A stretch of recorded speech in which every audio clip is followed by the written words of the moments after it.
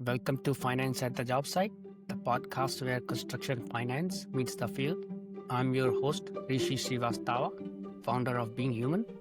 In each episode, I sit down with construction CFOs, controllers, owners, project managers, IT leaders, ERP consultants, and industry experts to uncover how they connect the back office with the field, choose and implement technology, manage cash flow, and drive profitable projects. Whether you are running the numbers, leading the team, or designing the systems that keep projects moving, this is your place to learn what's working, what's broken, and what's next in construction finance. Today, our guest is Donovan Pyle. Donovan, welcome. Great to be with you, Rishi. Thanks for having me on. Yeah. Donovan's the author of Fixing Healthcare, and he's the CEO of Health Compass Consulting. So the topic today is Fixing Healthcare, a CFO's playbook for reclaiming $1,000 to $4,000 per employee. Our first section here, Donovan, is the unlikely path. You have a music performance degree from SUNY, and today you run a healthcare consulting firm, and you are the Validation Institute's 2025 Benefits Advisor of the Year. Walk us through that path. How does a magician end up fixing healthcare? That's a fantastic question, and I appreciate the homework you did there. Yeah, so I spent my first 10 years. Well, I started playing music professionally when I was 15 in 1995, and I played professionally full time for the most part in Manhattan for about 10 years after college. And so, if you were watching TV in the mid 2000s, you probably heard my playing on commercials for like HBO and Chevy and Nike and companies like that. I was playing drums on commercials, the music for those commercials. And so, yeah, did all kinds of things. I taught, I played in corporate bands, I played in wedding band. I mean, really just anything you can do to make money as a musician. That's what you do. I got to work with U2. I was the mix assistant for U2's 2009 release, which was called 360 Live. Just pretty amazing experience. I got to tour and open with the band Heart at Pine Knob in Detroit, which was incredible. So did a lot of fun things. It was good, but it kind of felt a little bit empty.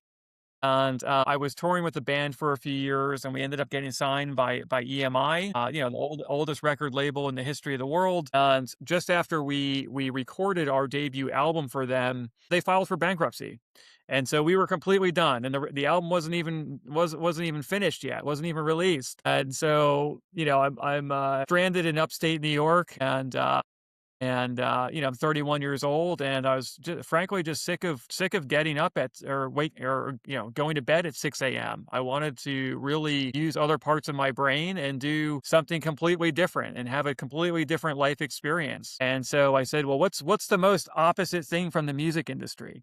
what could that possibly be? Well, it's clearly the insurance business, right? So somehow I convinced some folks at Chubb, the huge property and casualty company, international insurance company, to hire me in a very entry-level sales job in their accident and health division. And so that was a great way to cut my teeth. At Chubb, we would develop and administer disability products, things like that, and then we would sell them through brokers to employers and their employees. That was the distribution channel. And so that was really instructive, and learned, just so much along the way there. Very interesting path. I live in Asheville, and there's a lot of musicians here, but I cannot imagine any of them doing what you do. Well, yeah, if you'd seen me in the late 2000s, I had hair down to here and a big beard. And I frankly, I wouldn't have foreseen this transition either. But it's been a really, really interesting path. And, it led me down the road of really uncovering a lot of structural challenges in the insurance industry. And so one of those, I worked my way up through the corporate environment at Chubb, and in my last role, I was managing our largest broker relationship, and so this broker sold a ton of disability, and but I was getting a little bit bored, right? You get good at something, and then you get kind of bored with it, right? And I had been in the top 5% of salespeople nationally for a few years and gone to all the club trips and all that fun stuff. And one thing that was, kind of really stood out to me in that during that time was that I'd go to these open enrollment meetings with the broker, and the executives at the company we were enrolling were oftentimes kind of upset about rising healthcare costs. Their employees were upset about rising healthcare costs, and when I changed careers, I moved down to Orlando from Manhattan. And in Orlando, we have this company called Rosen Hotels, whose founder, by the name of Harris Rosen, he in 1991 he got really upset with the legacy model of buying healthcare. And he said, we're not doing this anymore. We're not just blindly giving our money to insurance companies. We're not blindly trusting brokers. And so what he started doing in 1991 was pioneering new ways to buy healthcare and provide healthcare for his employees. And over the course of the next 30 years, he saved his company over $500 million on healthcare compared to what he would have spent doing the traditional thing that most people do. And he did it by providing a superior health plan to his Hmm. employees. I mean, so much so that he's in the hospitality industry where, turnover is rampant. His turnover rate is half what his competitors is, and he spends half as much on healthcare as his competitors. And so I am sitting in these open enrollment meetings, and like I said, the employer's upset, the employees are upset, and I'm thinking to myself, like, why aren't the brokers recommending some of these strategies and solutions? Like, you don't even have to reinvent the wheel. Like, this guy already did all this groundwork for us. You could just replicate Hmm. some of those things. And I very naively thought, geez, if I just move to the brokerage side of the business, I can probably scale those innovative solutions. I can probably help a lot of people, and I can probably make some money doing it. And so went and worked for a national firm and very quickly realized that's not the business that they're in. Hmm. Steve Jobs said, "Good businessmen invent, and the best businessmen they just copy." Well, there's something to be said for that. So, but I think like I said earlier, the challenges in this industry are mostly structural, and there's a Hmm. lack of understanding about the roles and responsibilities of these different types of stakeholders and the history of them and what their role is historically. And so that's really the challenge. And so just to wrap up the story, so after building a book of business at a national brokerage firm, I was fired unexpectedly. Hmm. And I was told during my termination that I was, quote, being too hard on one specific insurance company, health insurer, who happened to pay them their largest bonus each year. And I was told, listen, you're asking very difficult questions of this health insurer, and we don't like what you're doing, and you're potentially putting our bonus money at risk. Hmm. And so we don't like that. Okay. And so that's when the light bulb really went off for me. And I said, oh my goodness, these guys are not, their job is the legacy brokerage industry. Their job isn't to do what employers expect them to do. Employers expect them to help them get the best deal, right? Maximize their investment. We're going to spend all this money on healthcare. How do we get the most value for our money? Finance teams don't understand this stuff. HR teams typically don't understand any of this stuff. They rely on outside experts. However, the problem in the brokerage in this industry is unique because when you work with a broker, that they're not in the business of helping you maximize your investment. Their job is to serve as retail distribution for insurance companies. They get paid by insurance companies, the same exact entities that you expect them to negotiate against on your behalf. It is a huge conflict of interest. In fact, it's technically illegal under federal law. It's called a prohibited transaction under federal Hmm. law. But most employers don't know that legacy brokers get paid all these bonuses by a small set of insurance companies. They don't know that some of these brokerage firms have equity in these insurance companies. They don't know that some of these legacy brokers get loans and lines of credit from these same insurance companies you're expecting them to negotiate against. They don't know any of that stuff. And so the analogy I like to use to illustrate the ludicrousy of this industry is that imagine if, I'm the CEO of my company and I don't have time or really the interest in really understanding US tax policy at a deep level. What do? I hire a CPA, and that CPA works for me to protect my interests and my blind spots.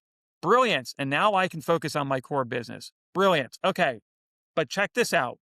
In the brokerage industry, the CPA is getting paid by the IRS. Okay. That's the disconnect. Imagine if my CPA was getting paid by the IRS, I guarantee you I would pay more in taxes than I should. And so That's so well said. no one would ever willingly enter into that engagement. And so this is really why I wrote this book. I spent 2 years writing this book called Fixing Healthcare: How Executives Can Save Their People, Their Business, and the Economy, so that finance teams and HR teams, the people, the fiduciaries of the plan, right? The fiduciaries, they understand how this industry works. Because if you don't understand how this industry works, you are going to be run over by it. And employers currently are. Think about it, Rishi.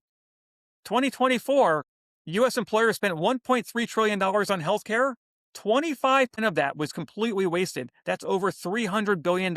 If you break that down to the employee level, we're talking about $4,000 per employee per year that's being wasted, and that's the most conservative estimates. I'm really impressed by the stats. So the next question is, tell us a story about the most eye-opening thing you've ever found buried in a client's benefits contract. The one that still makes you shake your head. Well, geez, in this industry, so I started my management consulting firm called Health Compass Consulting in 2018. Our role is to protect employers and patients from the insurance and medical industrial complex. That is what we do. So I went from the supply side, selling products to employers, to representing the demand side, right? We serve as a fiduciary to the employer. We are legally obligated to serve the employer's best interest, and we happily do it. That's why I started the company. So we shake our heads almost daily at things we see in contracts that employers have signed off on because, let's face it, half the time they haven't read the contract. They rely on the broker to read the contract, but the broker is not incentivized to catch this stuff. So anyway, I'll tell you a quick story. I got a call from an executive director of a teachers union a few years ago on a Friday afternoon, just like today, and completely out of the blue. I didn't even know this teachers union existed, and so they have 10,000 employees. It's a large school district just north of Orlando, and they're like, listen, our healthcare costs are exploding. It's so expensive, and we have a number of our, maybe like 7 or 8 of our union members sitting on this insurance committee, and they meet once a month. But you know what? Like, they're smart people, but they don't know this insurance stuff. And they're being asked to make decisions about this $65 million healthcare budget. And they're like, listen, like, we don't really know if we trust the district. We don't really know if we trust the district's broker. Can you guys maybe just come in and teach us how this whole system works? Like, what is a PBM? What is a TPA? Who are these vendors and what do they do? Okay, so we did a workshop, right? Great. We set aside a couple hours, got their team together, educated them on all this stuff, and they said, cool, that's super helpful. Now, could you do an analysis of our plans, right? Can you look at the contracts, yada, yada, yada, and tell us what should we be pushing for in these committee meetings, okay? And we said, okay, yeah, we can certainly customize an engagement for that. So we did our deep dive on the current vendor stack, on the contracts, on the funding mechanisms, all that stuff. And we found, wow, like, first of all, the district hasn't gone to RFP for a new pharmacy benefit manager in 7 years. And that's insane because, this whole landscape changes a lot and frequently. And then, by the way, you haven't gone to RFP for a new pharmacy benefit manager in 7 years. And by the way, you're with one of the worst ones. Okay. So, I mean, look, in your contract, It says right here on page, 175. And by the way, these PBM contracts are like over 100 pages long in many cases. Okay. That's how they hide stuff in the contract. On page 175 or whatever it was, it says, we PBM do not serve as a fiduciary to you. And if the client tries to serve in a fiduciary capacity, we reserve the right to terminate this contract. What they're telling you guys is that they are not legally obligated to serve you in your best interests. Okay. They're telling you in the contract, they're not legally obligated to do that. And there's a reason for that. Legacy pharmacy benefit managers serve as wholesalers of drugs. Okay. Their job is to sell products. It's not to give you the best deal. It's not to maximize your investment. It's not to provide you with services to help you get the best deal. That's not what legacy PBMs do. And so we said, well, wow, this is low hanging fruit. Why do you push to get a new pharmacy benefit manager? So to wrap it up, they went to RFP. They got a set 11 responses. They picked a better pharmacy benefit manager, and they saved about $3.6 million on drugs last year. All right, pulling one lever, replacing one Yeah, vendor. great And story. yeah, and if they had chosen a better pharmacy benefit manager 7 years ago, they could very well would have had $15 to $20 million more in their budget. Yeah. And potentially some of their teachers that are literally on food stamps, maybe that would have helped them. I love this story actually. So the next section here is why our audience who are construction CFOs should care, translating to the job site. The national average is now about $17,500 per employee per year in healthcare costs. And research says roughly 25% of that is addressable waste. For a 100% contractor running 2 to 3% net margins, what does that waste actually mean in terms of jobs they'd have to win to make up for it?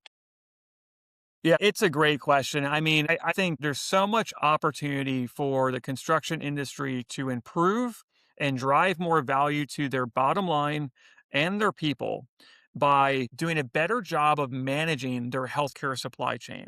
So let's just level set. I mean, for many organizations, healthcare is the fastest growing financial risk on corporate P&Ls. It's the fastest growing financial risk. And when I ask most businesses, what's your plan? What's your strategic 3-year plan to solve that problem? Most of them don't have one. They haven't considered making one. Well, okay, do you use a broker? Yes, we use a broker. What's their plan? They don't have one. In fact, and that's largely because legacy brokers, again, make more money when costs go up, not down. Nobody wants to negotiate against their own financial interests, right? Mhm. So there's so many businesses. This is not true of everyone. Some companies are very sophisticated. They do a fantastic job, and we want to commend them. However, the vast majority are not proactively managing this. And so it's a huge opportunity. Think about it. Let's say you even just were able to reclaim and save $1,000 per employee without, and when we talk about savings, we're not talking about doing it by watering down the coverage and, passing more costs onto employees. That's cheating. That's not, no, that undermines the whole point of offering benefits in the first place. We're talking about doing a better job of managing the healthcare supply chain. What does that mean? Okay. First of all, so many businesses think of healthcare as a single line item expense, right? The carrier sends an invoice and we pay the invoice, that one line item. Okay. There's a whole supply chain underneath that. Okay. So what you want to do as an organization, we think of this in terms of a maturity model. Okay. So one of the first things you want to do early on is put yourself in a position where you can start seeing the supply chain. You start getting the claims data so that you see your supply chain. What does that actually mean? I'm talking about how much is your company actually paying for hospitalizations, surgeries, labs, imaging, and drugs? How much are you actually paying for those things? A lot of businesses don't know, and it's not necessarily their fault. A lot of the carriers don't willingly give them their data so they can see their supply chain. And that creates fiduciary risk as well, because we've got these things, in the Consolidated Appropriations Act that says you're not allowed to have gag clauses in your contracts, all this stuff. We don't need to talk about it. So once you can see, you put yourself in a position where you can see your supply chain, then you can actually start managing that thing, right? And think about this. Listen, there is no other market like this, Rishi. Where I live in Orlando, Florida, healthcare prices vary over 1,100%. Oh, Imagine if these contractors were buying gas for $3 or across the street or down the street, they're buying the same gasoline, filling up for $300 a gallon. And you as the employer had no idea when they were doing which one. But you're paying for all of it.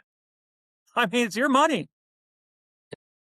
I mean, this is such a huge opportunity for businesses that engage. And unfortunately, for most employers and patients, their employees and their families, the insurance industry has been so masterful in lowering expectations amongst the C-suite.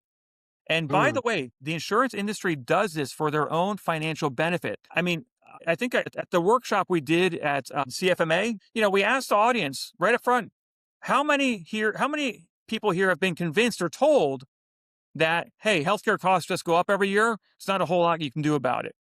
Well, almost everybody raised their hand. Like, that is the dogma that just permeates our culture. And that attitude of that practice of lowering expectations is designed to extract money out of you, because you're not, listen, I mean, as a CEO of my company, if I'm told that there's nothing I can do about a specific problem, I'm not going to be in that meeting anymore. I don't need to, if there's nothing I can do, I don't need to be in that meeting. HR, you go deal with it, or whoever. And that's exactly what the insurance industry is trying to perpetuate in many cases, is that narrative. So that people just say, you know what, we were expecting a 10% renewal, but we got 8% and we're very happy with that. We sign it and we move on. When in reality, they could have gotten an 8% reduction while improving benefits for their population in many cases. So these are the opportunities out there, for your 100 life group, with your company with 100 employees. If they save $1,000 per employee, that's $100,000 right to their bottom line. yeah. Right. And this is a very tough business, construction. 2 to 3% net margin. These guys are running on razor thin margins here. Right. So when your second largest expense is going up 8, 10, 12, 15, 20% a year, it's just eroding margin, and it's not sustainable. I mean, we've had more inbound inquiries from mid-sized businesses this year in the past 8 months than we've had in the past 8 years combined.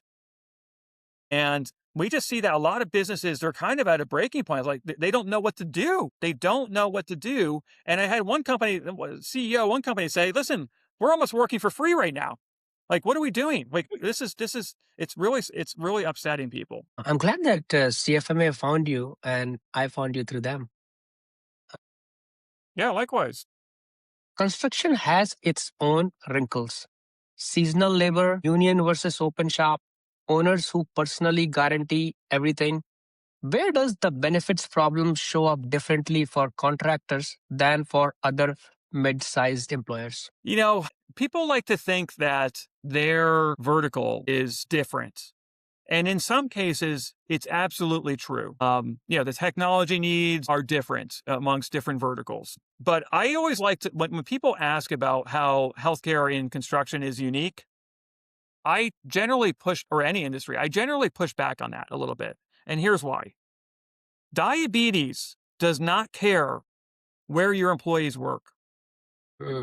Cancer does not care where the patient works. And the way that you're going to go about solving that problem and getting them better, it doesn't matter. Like, you want to drive them towards the highest quality care you can give them. And by the way, that's typically yields the lowest price too, right? This is such an inverted market, Rishi, that when you pay BMW prices for a surgery, let's say a total knee replacement, when you pay BMW prices, what you actually get is a Yugo in most cases. Okay, so When you could pay $100,000 for that total knee replacement and at the local hospital, and they might do 25 total knees a year. And so because they don't do that many, their quality scores in that category are probably not very good, right? They've got readmissions, they got problems on the back end, et cetera, et cetera. Whereas if that same patient went to an ambulatory surgery center that is a center of excellence where they do 500 a year total knees, Hmm. guess what? You could get that same surgery done for about $20,000, twenty to $30,000, and they're much more likely to have a better outcome because that's what they specialize in. I mean, these are the opportunities everywhere, and it's just crazy to think about it. But as far as to answer your question in a slightly different way, there is a very well documented challenge in mental health in the construction industry. And frankly, I don't really understand why that is, why that's part of the culture. So, but if people that are suffering with those challenges, you better believe that it's hurting their productivity. You better believe it's probably creating some safety concerns, and they're probably at risk of quitting as well. And by the way, I was at a Florida safety conference a couple of years ago, and one of the stats that really stood out to me was that the number one reason for accidents or drivers of on-site accidents is turnover, employee turnover, right? Newer people on the job site that they don't have the muscle memory of how the organization does things, right? Their safety protocols. Um, so what's something that's kind of unique about the construction industry and healthcare? I would say, yeah, the mental health concern is real, and that's an area of the plan or the program that construction employers should really consider bolstering and paying special attention to because there seems to be an elevated need there. Yeah, I know somebody who was in an accident in a construction site, and it was probably due to a mental health issue. Yeah, yeah, I'm sorry to hear that. Deductibles have grown 162% while wages grew 26%. Contractors are fighting a labor shortage in the field. How have you seen benefits design become a recruiting and retention weapon? Tell us about an employer that got this right. Yeah, so let's talk about the legacy levers that employers have pulled to save money. Basically, all right. So let's just level set here. The marketplace of strategies and solutions is huge. If you're a mid-sized business, there are literally dozens of carriers who would love to compete for your business. However, because most employers work with legacy brokers and serve as distribution for a few insurance companies who pay them the most employers are only being shown a few different options every couple of years, right? There's a couple different carriers. You either self-fund or you fully insure your plan, and that's what they think the marketplace is. That could not be further from the truth. The marketplace is huge. It's vast. It's dynamic. And most employers that we speak to have never had, even if they've been around 50 years, they've never had a full market evaluation conducted for them. And so they've never been in an environment where they've created a competitive bid environment for their business, right? Mhm. If you're bidding for a job and there are 15 companies bidding for that job, you better believe that there's going to be margin compression throughout that exercise, right? People are going to sharpen their pencils and start competing harder for that business. Well, Yeah, yeah. most businesses, when it comes to their second or third largest expense, which is healthcare, they've never had a full market evaluation to really create that competitive bidding process for their business. And so that's something employers really need to do is really gain visibility and exposure to the actual marketplace, which again is huge. So that's a big opportunity. I lost track of your question. Repeat that for me one more time, please. So the deductibles have grown a lot faster than Yeah. wages. And one thing I was going to point out, this seems like the market's not optimal or competitive enough in this industry that you operate in, the healthcare. I could not disagree more. No, I mean, yes, most employers are not being shown the marketplace. They don't even know what strategies and solutions are out there to help them. And so this going back to answer your question, And so because they don't know that there is a huge marketplace and a very competitive marketplace that exists, then they resort to things that frankly undermine the whole point of offering the benefits. The only way that they've been shown to achieve savings in many cases is Mm-hmm. by shifting costs to the employees, right? We're going to raise deductibles, raise copays, narrow networks, and increase the employees' contributions towards the plan. And all of that, again, undermines the whole point of offering these benefits, which is to attract and retain talent and improve productivity, right? So Yeah, yeah. that practice of backing people into HSA plans does not work. Sure, if you've got a healthy and wealthy population, great. HSAs can be a wonderful vehicle, but you know what? I guarantee half your population doesn't have $1,000 tucked away for an emergency. And if you're sticking them with a $5,000 high deductible plan, you are unintentionally putting them in financial stress. Here, I mean, this is proof of failure. Okay, check this out. Medical debt has been the number one reason for bankruptcy for many years in the United States. Mm-hmm. Medical Yeah. debt. But here's the kicker. Most of the people, about 70% of the people who file for bankruptcy because of medical bills, they have health insurance. They have the product, right? That's supposed to Mm. be protecting them. But these Yeah. high deductible plans, these consumer driven health plans, for the most part, it's done the complete opposite of what we were pitched. It's bankrupted the employees. It's put them in financial stress. Your diabetics who should cost about $8,000 to keep healthy and manage their disease, because when they're on these high deductible health plans, they forego maintaining their diabetes, and guess what? They end up in the hospital for 7 days, and they lose at least a week of work, and it's a $70,000 claim that could have been avoided. Yeah, yeah. So, I mean, one of the lessons from Rosen Hotels is like, one of the many lessons is whenever there's a barrier to care, break it down, get rid of it.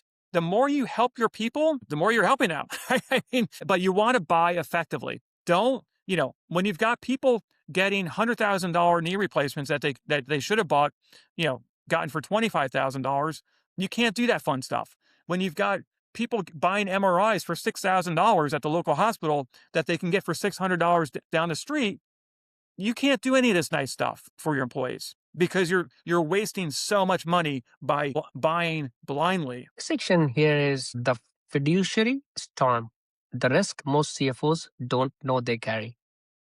Under the Consolidated Appropriations Act, the CFO personally attests that plan fees are reasonable and, quote unquote, I didn't know is no longer a defense. Spell out for our audience what that personal exposure really looks like. Yeah. So, fiduciary, so just to level set, anyone who has discretion over the plans at the employer level, and that could be the CFO, that could be HR, that could be the CEO, operations, etc. Anyone who has discretion over the plans, right? Decision-making authority is considered a fiduciary under federal law. And they have been since 1974. Okay. This is not a new rule. It just hasn't really been enforced. And so what is happening in the health and welfare side of the benefits house has already happened. It already happened in the retirement industry about 20 years ago when fiduciary standards under federal law began being enforced. And one law firm specifically successfully sued thousands of employers for breach of fiduciary duty on 401k plans. And that unfortunate exercise did have a silver lining in that it completely transformed the 401k industry. Basically, what it did was it really made financial advisors who used to sell products for commissions and bonuses, it made them switch from being supply side to demand side by serving as a fiduciary to the employer and selling advisory services for a fee. And so when that transition happened, the performance of 401k plans improved quite a bit because there was alignment, right? Now the financial advisor is not just recommending products that pay them the biggest commissions and bonuses. No, they're serving as a fiduciary to the employer and they charge a fee and their incentives are aligned. And this is kind of boring stuff to talk about, but it's so foundational and so important.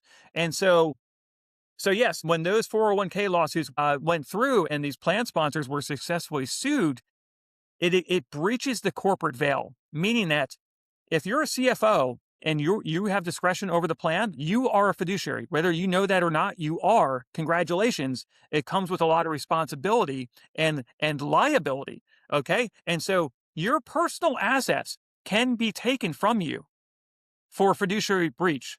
Okay. Like it's actually potentially very serious. And I don't mean to scare people, but you should absolutely be aware of what you're getting into and know and have the right processes in place to safeguard yourself. And so one of the things that we did in our workshop was teach these employers how to set up a fiduciary committee for their health and welfare plans, just like they have for their 401k plans. There's a reason why you have that. And, people that serve on committees for 401ks are oftentimes very proud about it, right? And they should be. It's a big responsibility that you're on behalf of your company. Congratulations. Well, do the same thing for the health and welfare side. I guarantee you get better results. Johnson & Johnson, Wells Fargo, JP Morgan, all facing fiduciary litigation over their health plans. Pick one of those cases and tell it as a story. What did the fiduciaries miss? And what should every plan sponsor take from it? Yeah, great question. And I love talking about the Johnson & Johnson story because there's so many layers of irony in that one because they're a drug maker. So check this out. So here's the long and short of it. You've got an employee who's taking a specialty medication, which costs about $10,000 a month, right? And for any employer, listening in, roughly 4% of your population are taking these types of drugs. Okay. Like you've got members who I guarantee are taking specialty medications that may cost around $10,000 a month if you don't know how to buy them. So this employee from Johnson & Johnson was getting a prescription filled, and they're probably paying their copay, which is probably maybe $200, $300 a month, whatever. They're going about their business, and one day the woman asked the pharmacist, "Hey, how much? I know this is a very expensive medication through the plan, the employer's plan, but how much would it cost if I bought this outside of the plan and just paid cash for it? How much do you think that $10,000 a month medication costs if you just pay cash for it?"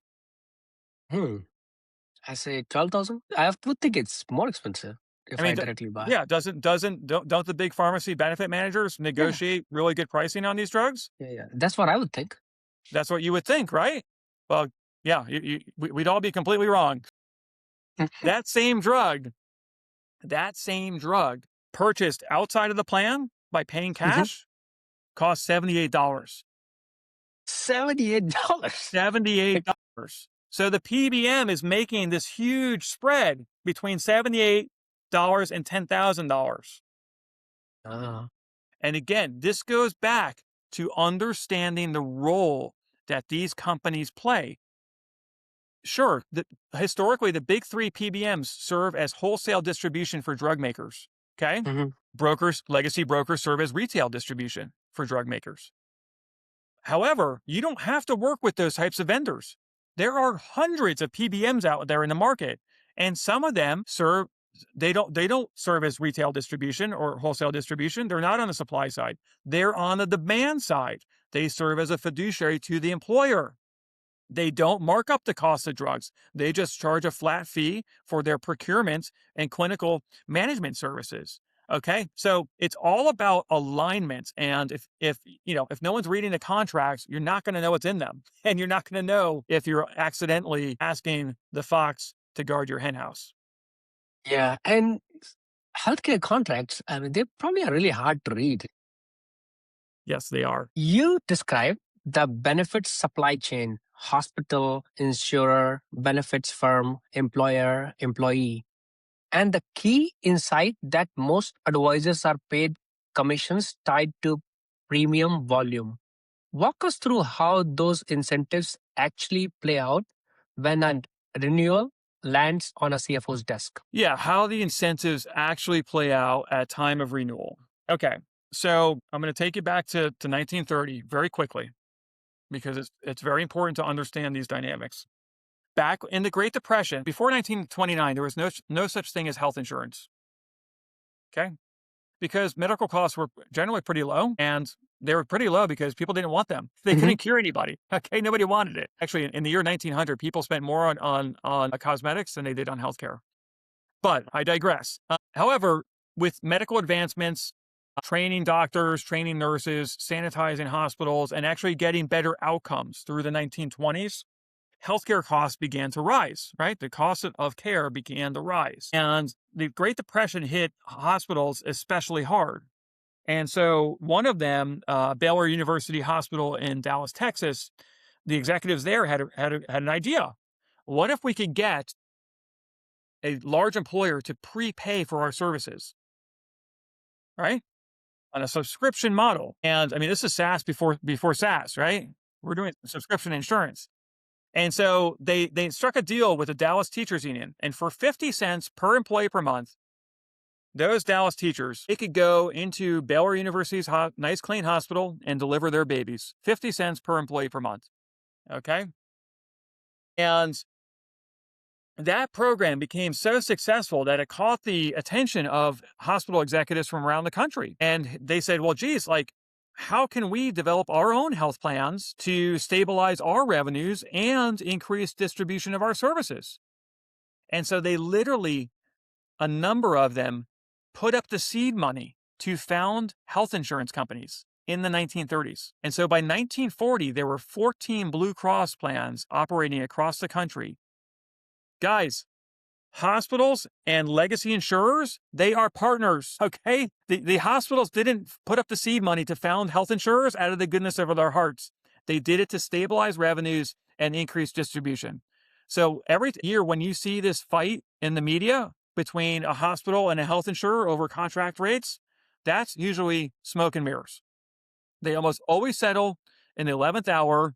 You know, they always point the finger at each other and say the other one's being unreasonable. That's all smoke and mirrors. Guys, they are partners in the commercial market. They all benefit from rising unit costs. Okay? So here's the distribution channel. Hospitals provide the services. Health insurers are the wholesalers of those services. Who are the retailers? The legacy brokerage industry.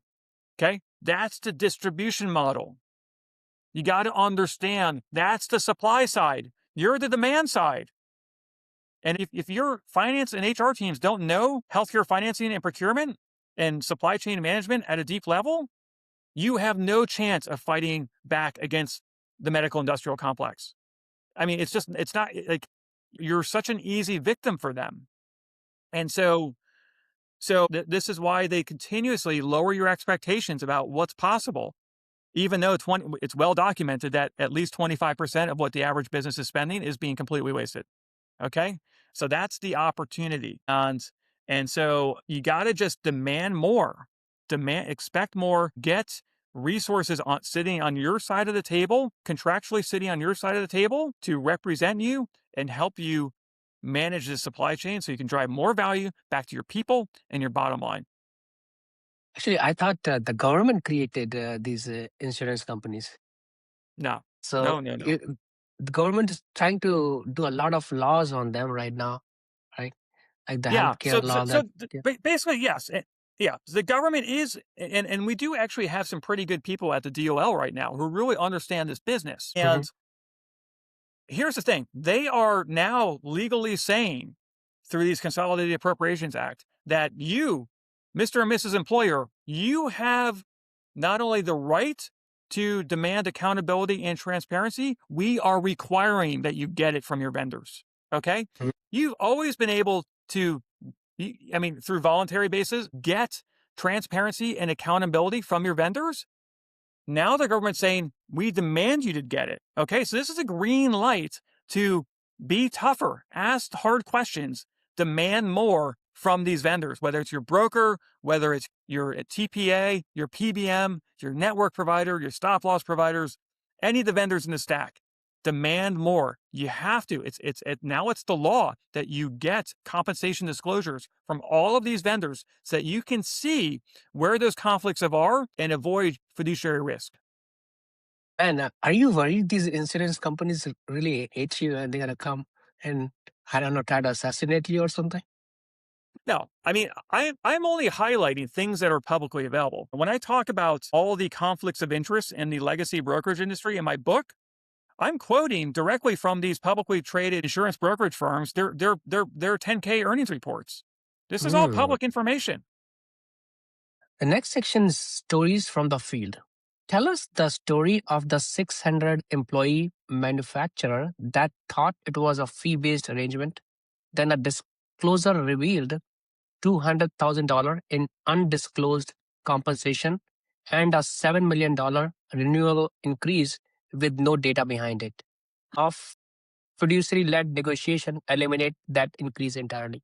Yeah, this is a fantastic case study that was submitted by my colleague Justin Leader up in Connecticut, and he's just an amazing consultant. And so, in this case study, what he's talking about is that when he first met this manufacturer, they were looking at a 50% increase on their health plan. That was the renewal from a major carrier, 50% increase, and that equaled $7 million.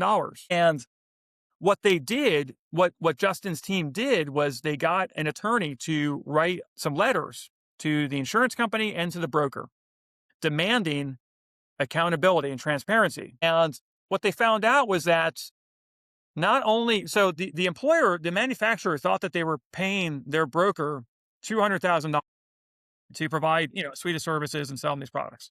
Okay.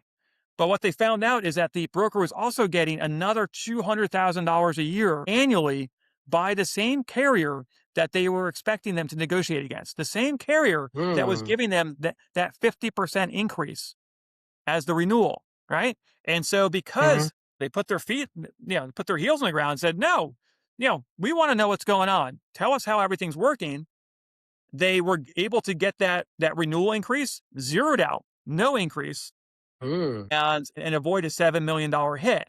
So that's just a fantastic story of the power that employers actually have if they stand up to these entities. Information is power. Absolutely. So we're doing this podcast. Exactly. I mean, our audience would enjoy this content. Rosen Hotels has saved over $500 million since 1991. Zero deductibles, 90% free prescriptions, costs half their peers. What did Harris Rosen understand that almost everyone else still misses? And what can a mid-sized contractor realistically borrow from that playbook? Yeah. What are some of the learnings?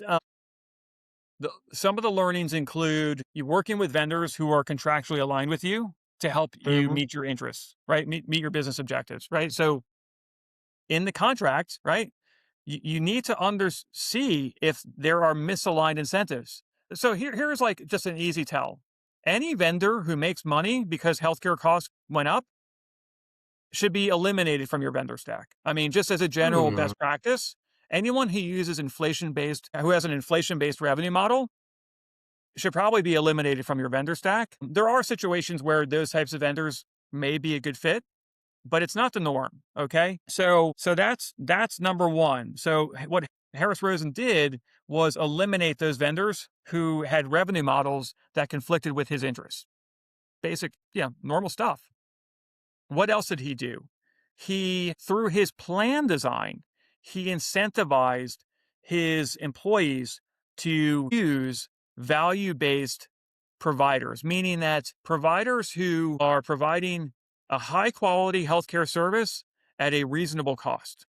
Okay, not getting the $10,000 total knee replacement that has poor outcomes, getting the $25,000 knee replacement that has good outcomes. And the way that you can do that as an employer is through this thing that we call steerage in the business. And so what that means is that for you want to outline in your plan that for these services, if you go to these better providers, these value-based providers for these detailed services, we will eliminate your out-of-pocket expenses. You don't pay any copays. You don't pay any deductible.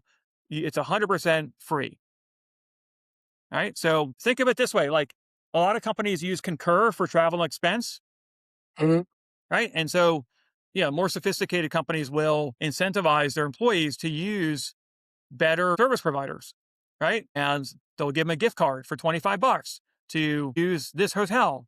They'll cut deals with this hotel chain, with this airline, right? And so you just want to align incentives through the value chain, right? That's such a powerful tool. Well said.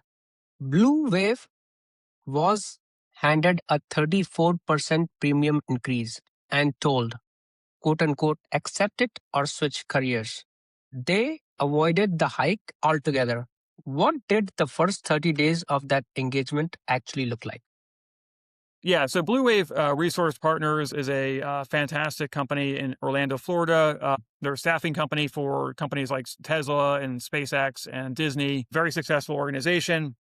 And when we first took over managing their program, which was about 6 months before their effective date, and by the way, that's a very good time to upgrade your advisor.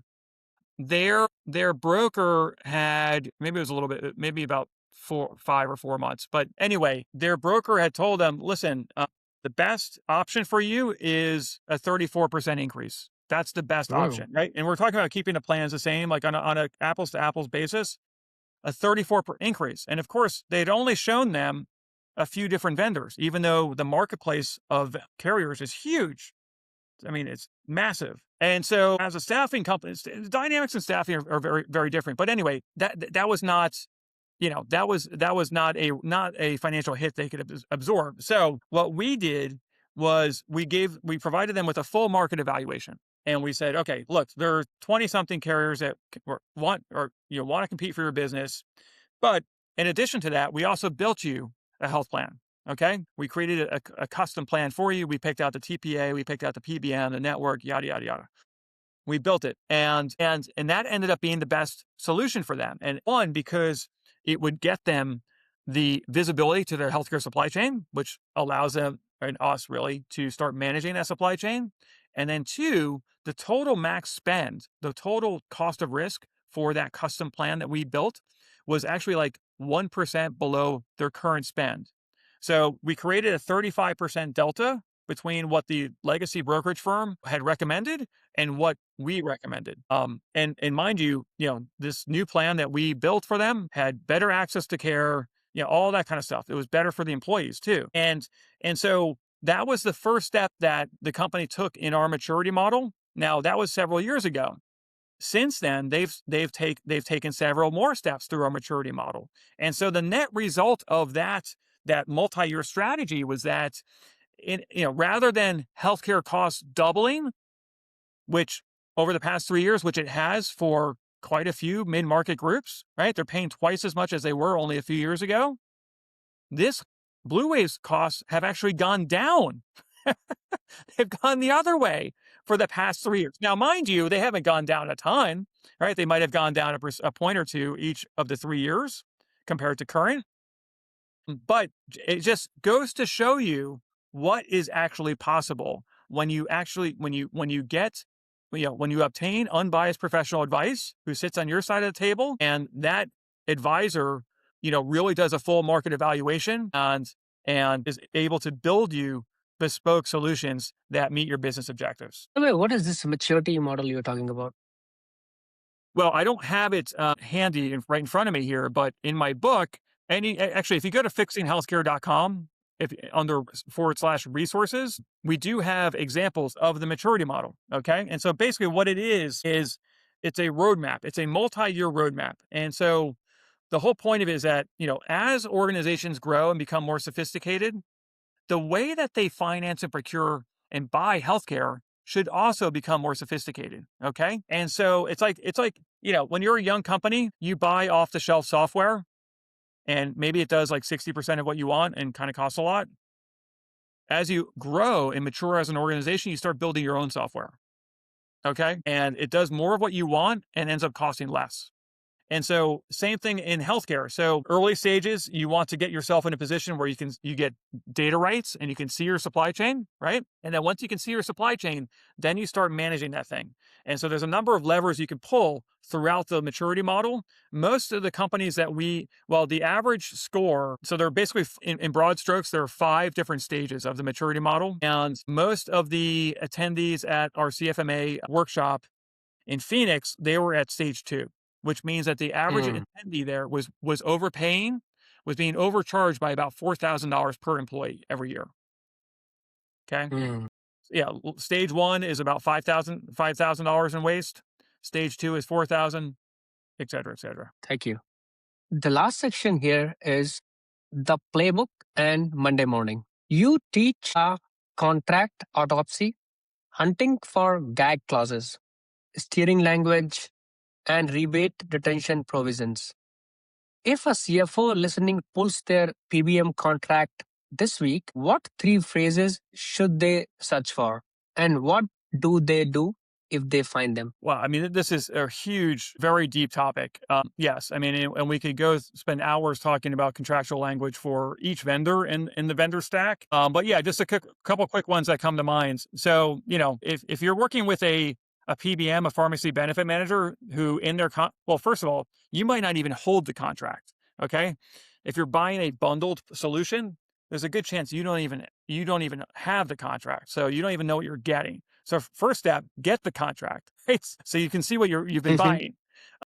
But yes, if that contract says that they do not serve as a fiduciary to you, then they're not aligned with you. They're not legally obligated. They could be spread pricing on the cost of drugs by amounts you'll never know. There's all kinds of stuff. And so I would say the thing that's really actionable, right? I mean, this is the point of your question, is what's actionable, right? The biggest lever you can pull right now is to use the Consolidated Appropriations Act, the transparency laws in that act from 2021 and the most recent one, to demand transparency from your vendors. And so what the government is now requiring is that you get a 408, that's 408 compensation disclosure from each of your vendors. And I think frankly, I think the most important one is getting it on your advisor, because you, as a CFO, as a finance professional, an HR professional, you probably lean on them tremendously to protect your blind spots. And so you want the biggest, the biggest leverage you can have is getting your advisor right. Because if they're not working for you, they may be unintentionally working against you. And so, I mean, that's the history of the industry. So get a 408 compensation disclosure from them, and that will spell out exactly how they get paid, from who and why, and what their actual scope of service is. Rishi, this might shock you, but so many mid-sized businesses don't have a contract with their broker. Wow. There's no contract, and there's a good reason for that, because the broker doesn't work for them. Okay, that's why there's no contract. But that creates a huge problem, and this is why the CAA is requiring employers to get these compensation disclosures so that they know how the broker gets paid, why, from who, when, and what the scope of service may or may not be, and what their fiduciary status is. Do they serve as a fiduciary to you or not? And that's a big deal. So if you go to fixinghealthcare.com, I think we have a 408 compensation template that you can download from the website. If it's not there, you can also go to my firm's website, which is healthcompassconsulting.com, and we've got all kinds of resources like that there. Thank you. You call the advisory transition phase zero disruption, a paperwork change, not a plan change. Convince the skeptic, the CFO who agrees with everything you've said, but is terrified of touching benefits mid-year.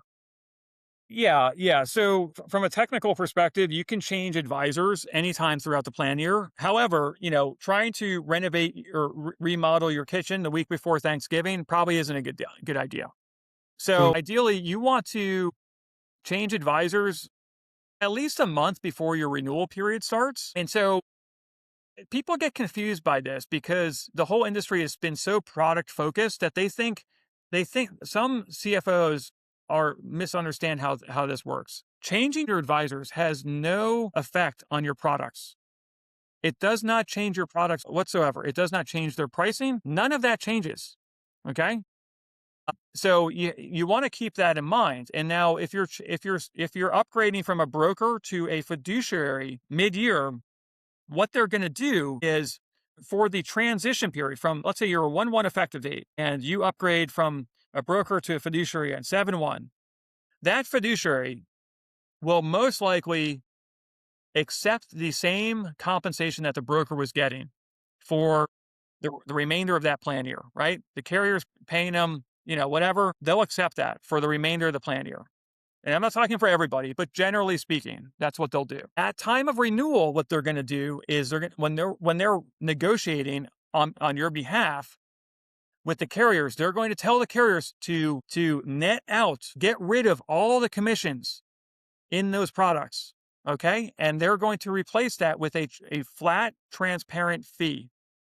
Okay. And this way, God forbid, if you get a 10% renewal increase, the advisor is not getting a 10% raise, which is, I mean, that's how lots of employers work with their brokers now. I mean, right? It's all on a commission basis. I mean, we just met a prospective client a couple months ago. The broker was getting, and the employer didn't know any of this. The broker was getting paid not only commission on the stop loss insurance, but also 3% of the pharmacy spend. Why are they for what? So switching to this fee-based revenue model is important because it aligns the incentives, and that is critical. That's the only thing that allows, if a broker advisor is getting paid by vendors, they can't serve as a fiduciary to you because they're conflicted. They can't. It's a prohibited transaction. In economics, there's a term called principal agent problem. So when the agent's incentives are not aligned with the principal, things don't look very good. Yeah, I mean, and isn't it amazing? And I don't know if it's a coincidence or not, but like when we're talking about some of the biggest purchases that we make in our lives, these legacy distribution models are riddled with conflicts of interest. Think about your house, right? You're negotiating, you're trying to buy a house for the best price, and your agent makes more money when you spend more money. It's like, why do we do that? We don't have to do that. And same thing with, we're talking about healthcare. Legacy brokers make more money when costs go up, not down. And so, right in I don't know what the current numbers are, but in 2013, 30% of the average American's lifetime income was going towards healthcare. And that's in the form of taxes, Social Security, Medicare, all that stuff. And premiums, out-of-pocket expense, 30%. Can you imagine? 30% of the average American's lifetime earnings are going towards healthcare? That's insane. It's totally ridiculous. It's not a good deal. It's not a good investment, especially if you study population health, social determinants of health. The social determinants of health tell us something very instructive. You know what's one of the most influential things on your health? It's not healthcare. It's financial stability. Financial stability is one of the dominant social determinants of health because, if you can't afford to, if you're struggling to pay your bills every month, you are stressed and you are going to be much more likely to become sick and unhappy because you've got that financial stress. So it doesn't make sense to bankrupt ourselves so that we have access to health insurance, which isn't even insurance. We don't need to talk about it, but it just doesn't make sense. It's not a good deal. It's not necessary. We have to think differently. And half of this country, we are living paycheck to paycheck. We give us Exactly. like I mean, $1,000 emergency. We can't handle that. You're exactly right, and this is why people like Warren Buffett calls healthcare the tapeworm on America's economy. I mean, he's right. He's absolutely right. He also famously called GM a healthcare company with an auto division attached because they're spending more on healthcare than they were on steel. The last question, Donovan, is leave our audience with your Monday morning action plan, the first 4 moves, and tell people where to find the book and the benefits performance audit and what kinds of conversations you are most open to. Sure. So I would highly recommend going to healthcompassconsulting.com, or you can go to fixinghealthcare.com. Download the free executive summary of my book. It gives you the 6-step roadmap for healthcare transformation at your organization. And, here are the broad activities that need to the stages of activities that need to happen to right the ship. The other thing I would encourage you to do is we just launched a new tool that we call the Compensation Integrity Index. And what we're doing for employers is we're auditing their brokers' 408 compensation disclosures. And the reason that we're doing that is that when these rules were first applied on retirement plans 20 years ago, employers were getting these 408 compensation disclosures from their financial advisors. However, the disclosures were written with such legalese that many employers didn't really understand what they were reading, or they weren't reading them at all. Okay. And so Tony Robbins, yes, the Tony Robbins, built a whole business on helping employers understand 408 compensation disclosures that they were getting from retirement advisors. So I actually stole this idea from Tony Robbins. And so we built a tool that very quickly audits these 408 compensation disclosures so that employers can understand if they're subject to prohibited transaction risk. If their brokers are getting compensated by the same vendors that you're asking them to negotiate against, that is a prohibited transaction under federal law. And not only is it illegal, never mind the legality of it, it's not right for you or your people. So reconsider the nature of that relationship. Yeah, ethics comes before law. I love that. Donovan, thank you so much for giving us this time. I enjoyed this conversation. My pleasure, Rishi. Great seeing you. Thanks for listening to Finance at the Job Site. If you found today's conversation valuable, share it with a teammate and subscribe so you don't miss the next episode. You can listen on Apple Podcasts, Spotify, or Audible, or watch on YouTube. Just search Finance at the Job Site. Until next time, here's to building smarter, faster, and more profitable projects.